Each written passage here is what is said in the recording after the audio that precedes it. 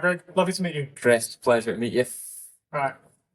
Can you tell me a bit about Restrata and your Resilience OS solution? Yeah, so Restrata are a global safety, security, emergency management services group. Resilience OS is our latest technology. It's been built as a unified system to manage those elements for companies.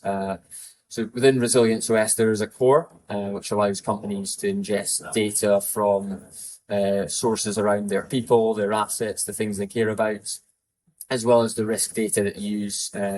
Impact calculates, the impact of different risk events, and then we have various modules that allow companies to manage a response and obviously end-to-end management of safety, throughout country operations as well.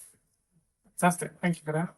And then just moving on, so I was going to say, so what are some of the main challenges that customers mention when dealing with response to risk and safety?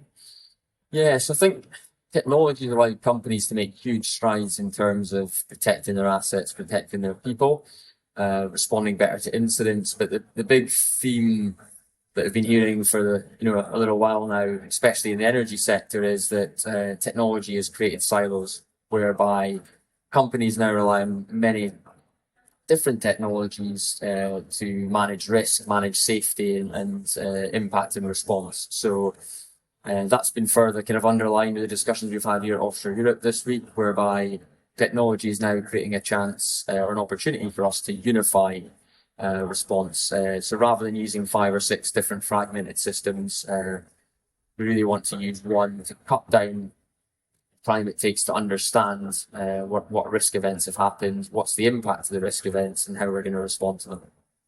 And then obviously dealing with risk, how does Resilience OS help with these challenges that you've presented?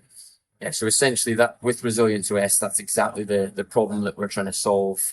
So we've created this as a unified platform so that companies can bring in the risk events and information that they subscribe to, as well as from other open source information sources, and allow our system to do the impact calculation against where their assets and people are, and then provide that functionality to allow them to manage it. So really what we're doing is cutting down quite significantly the time it takes to interpret a risk event, analyze it, work out what the impact is, and before we can start responding to it, whereby now we should be able to understand the impact in a few minutes rather than in some case several hours, so we can respond a lot quicker, ideally protect our people, save lives, and protect our assets much better now.